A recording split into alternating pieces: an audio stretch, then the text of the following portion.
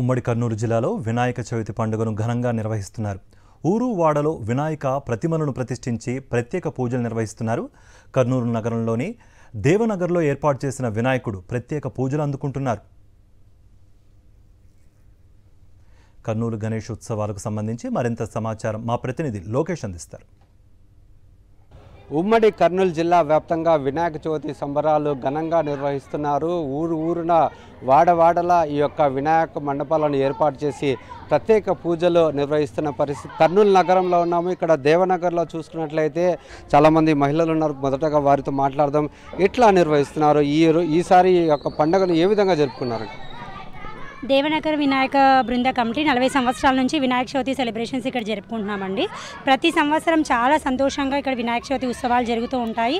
ఇక్కడ ఈ ఏరియాలో ఉండే ప్రతి ఒక్కరు ఈ 9 రోజులు ప్రతి ఇంటి నుంచి నైవేద్యం తీసుకొని రావడం, దేవునికి సమర్పించుకోవడము, ఇక్కడ ఉండే ఈ భక్త బృందం వాళ్ళందరూ కూడా 9 రోజులు పిల్లలకు కానీ పెద్దలకు కానీ ఒక సెలబ్రేషన్స్ కానీ ఆటలు పాటలు కానీ చాలా బాగా జరుగుతున్నాయండి. అలాగే ప్రతి సంవత్సరం అలాగే జరుపుకోవాలని, ఈ వినాయకుడు మాకు అందరికీ సుఖ సంతోషాలు ఇవ్వాలనేసి కోరుకుంటున్నామండి. మీరు చెప్పండి, అంటే ఈసారి యొక్క వినాయక చవితి ఏ విధంగా జరుపుకుంటున్నారు? పిల్లలకి చైర్స్ ప్రతి సంవత్సరము నైట్ టిఫిన్ ఉంటుంది. పిల్లలు పెద్దలు అందరూ స్వీకరిస్తారు.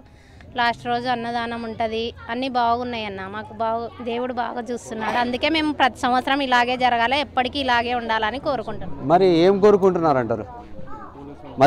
మరి కొంతమంది మహిళలతో మాట్లాడే ప్రయత్నం చేద్దాం. ఎట్లా జరుపుకుంటున్నారు అంటారు ఈసారి యొక్క వినాయక చవితి పండుగని? బాగా జరుగుతుంది. నవరాత్రులు కానీ ఇది కానీ బాగా జరుగుతుంది. మాకు ఇక్కడ బాగా వచ్చింది, బాగుంది. అంతే. బాగా జరుగుతుందండి. 40 years నుంచి చేస్తున్నారు వినాయకుడిని. పిల్లలు కూడా సరదాగా గేమ్స్ అన్నీ పెడుతున్నారు. చాలా బాగా చేస్తున్నారు. అందరూ కలిసి కూడా అన్ని నైవేద్యాలు చేయడము అన్నీ బాగా చేస్తున్నారు. 40 years నుండి వినాయక చవితి జరుపుకోవడం జరిగింది. మా పెద్దవాళ్ళు, మా నాన్న వాళ్ళు పెట్టేవారు ఫస్ట్, తర్వాత మా అన్న వాళ్ళు, తర్వాత మేము చేస్తున్నాం. ఇప్పటికి మేము చేయబట్టి 25 years అయింది. మొత్తం పైన మేము 40 years అయింది ఇప్పటికి జరగడం.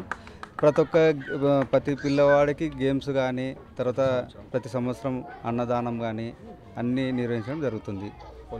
ఈ యొక్క ఏరియాలో ఇక్కడ పెట్టడానికి గల కారణం ఏమంటారు? మేము చిన్నగా ఉన్నప్పుడు బిర్లా కంపెనీ ఉండేది. అప్పుడు సోమాని అని మాకు ఇచ్చేవారు విగ్రహము. అట్లే మా నాన్న వాళ్ళతో అట్లే కంటిన్యూ అయిపోయింది. మాకు అంతా హ్యాపీగా ఉన్నాం. మేము వినాయక చవితి చేయడంతో, వినాయక చవితి చేయడంలో మేము అంతా హ్యాపీగా ఉన్నాం. అంతా ఒక ఫ్యామిలీ లాగా, మా దేవనగర్ యూత్ అంతా ఒక ఫ్యామిలీ లాగా సోషల్ సర్వీస్ కూడా చేస్తుంటాం. మేము అన్నీ చేస్తుంటాం. ఇది మనం చూసుకున్నట్లయితే ఇక్కడ ఉన్న భక్తులు కావచ్చు, భక్త బృందం కావచ్చు, ఒకటే విషయాన్ని ప్రస్తావిస్తున్నారు.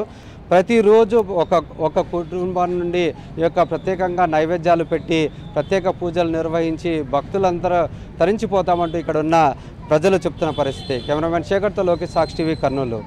ప్రకాశం జిల్లాలో జై బోలో గణేష్ నినాదాలు వీధి వీధిలో మారుమ్రోగుతున్నాయి. జిల్లా వ్యాప్తంగా వినాయక విగ్రహాలు శోభాయమానంగా వెలిశాయి. అత్యంత భక్తి పారవస్యంతో గణనాథుణ్ణి భక్తులు కొలుస్తున్నారు. వినాయక చవితి సందర్భంగా ఒంగోలులో సుమారు 1000 విగ్రహాలను భక్తులు ఏర్పాటు చేశారు. 9 రోజుల పాటు అత్యంత భక్తి శ్రద్ధలతో పూజలు అందుకోనున్నారు బొజ్జగణపయ్యలు. గత ఏడాది కంటే భిన్నంగా ఒంగోలులో రకరకాల రూపాలలో గణనాథులను భక్తులు ఏర్పాటు చేశారు. ఒంగోలులో గణేష్ ఉత్సవాల సందడికి సంబంధించి మరిన్ని వివరాలు మా ప్రతినిధి శ్రీనివాస్ అందిస్తారు.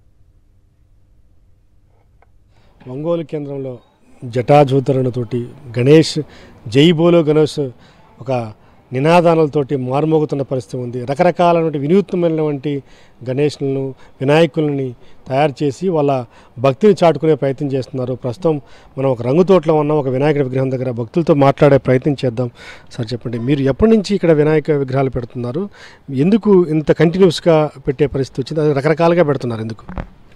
గత 2008 నుంచి దాదాపు 15 సంవత్సరాల నుంచి కూడా ప్రతి సంవత్సరం కూడా నాకు తెలిసి జిల్లాలో ఎక్కడ జరిగిన విధంగా ఒంగోలు రంగుతోటలో జరుగుతుంది. ప్రతి సంవత్సరం కూడా 30 అడుగుల ఎత్తులో, ఒక సంవత్సరం ఇసుకతో కానీ, జీడిపప్పుతో కానీ, డబ్బులతో కానీ, అదేవిధంగా ఈ సంవత్సరం శివుడు జటాయుటంలో నుంచి ఒక బంగారపు వినాయకుడు వెలిగిపోతున్నట్టుగా తయారు చేయడం జరిగింది. రంగుతోట బాలభక్త సమాజం అనే పేరుతో మేము ఇక్కడ రంగుతోట ఉండే వాస్తవ్యులు అందరూ కూడా కలిసి ప్రతి సంవత్సరం కూడా ఒక ఐక్యమత్యంతో చాలా గొప్పగా అన్ని ఫ్యామిలీస్తో కలిసి చేసుకుంటూ ఉంటాం. ఈ వాతావరణం ఈ 15 రోజులు 9 రోజులు పెడతాం. ఇప్పుడు ఇవాళ శనివారం, రేపు ఆదివారం కాక వచ్చే ఆదివారం నిమజ్జనం ఉంటుంది. తర్వాత వచ్చే ఆదివారం రోజు ఇక్కడ ఉండే ఒక 5-6 వేల మందికి భోజన కార్యక్రమాలుగా ప్రతి సంవత్సరం కూడా స్వామివారి ప్రసాదంగా భోజనాలు పెడతా ఉంటాం. ఒక సిస్టంగా ఒక కమిటీ అందరూ కూడా ఒక ఐకమత్యంతో ఎవరి పని వాళ్ళు చేస్తూ ఉంటారు. వినాయకుడు వస్తుందంటే అందరూ కూడా ఆ రోజు ఈ వారం రోజులు ముందే షాపులు కట్టేసి పెందలాడు వచ్చి ఒక స్పెండ్ చేసే పరిస్థితి ఉంటుంది. చాలా సంతోషంగా. సురేష్ గారు చెప్పండి, మీరు ఈ బాలభక్త గణేష్ సమాజం అనేది ఎప్పుడు స్థాపించారు? ఎన్ని రోజులుగా మీరు ఎన్ని సంవత్సరాలుగా పెడుతున్నారు? ఇది 2008లో స్టార్ట్ చేసామండి. అంటే ఈ బజార్ అందరూ కలిపి ఒక పండగలాగా జరుపుకోవాలి, విఘ్నేశ్వరుని బాగా జరుపుకోవాలనే ఉద్దేశంతో 2008లో స్టార్ట్ చేసాము. కాకపోతే అందరూ పెట్టినట్టు కాకుండా మనం ఏంటంటే కొంచెం డిఫరెంట్గా పెట్టాలని ప్లాన్ చేస్తున్నాము. ప్రతి సంవత్సరం ఏదో ఒక వెరైటీ పెడుతూ వచ్చాము. ఇప్పుడు ఒంగోలు ప్రజలు కూడా ఎదురు చూస్తుంటారు అనమాట, రంగుతోటలు ఈ సంవత్సరం ఏం పెడతారు. ఎవరు అడిగినా ముందు అవార్డు అడుగుతారు మమ్మల్ని, ఏం పెడుతున్నారు ఈ సంవత్సరం అంటే. అట్లా ప్రతి సంవత్సరం మనం ఏదో ఒకటి వెరైటీ పెడుతున్నాం. ఈ సంవత్సరం శివుని జటాజూటంలో బంగారు పూలతో వినాయకుడిని, ఒక 3 అడుగుల వినాయకుడిని మొత్తం బంగారు పూలతోటి స్పెషల్గా చేయించి పెడుతున్నామండి. బంగారపు పూతతోటి తయారు చేస్తారంటే నిజంగా చాలా ఖర్చుతో కూడుకునే వ్యవహారం కదా, ఎట్లా చేస్తున్నారు? ఏదైనా కొత్తదనం చూపించాలి, ఆ స్వామికి మన భక్తి చాటుకోవాలి అనే ఉద్దేశంతో చేస్తున్నామండి. ఈ బంగారు పూలని అందరికీ భక్తి అది అంటే ప్రసాదాలుగా కానీ లేదా పూజ చేయించుకోవడానికి పూలు ఉపయోగిస్తారు దేవుడికి, అష్టోత్తర పూలులాగా.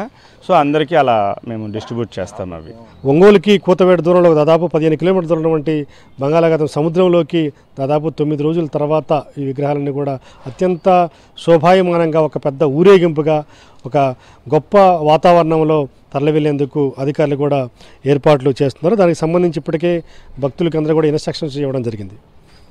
వీడియో జర్నలిస్ట్ కరీంతో శ్రీనివాస్, సాక్షి టీవీ, ఒంగోలు.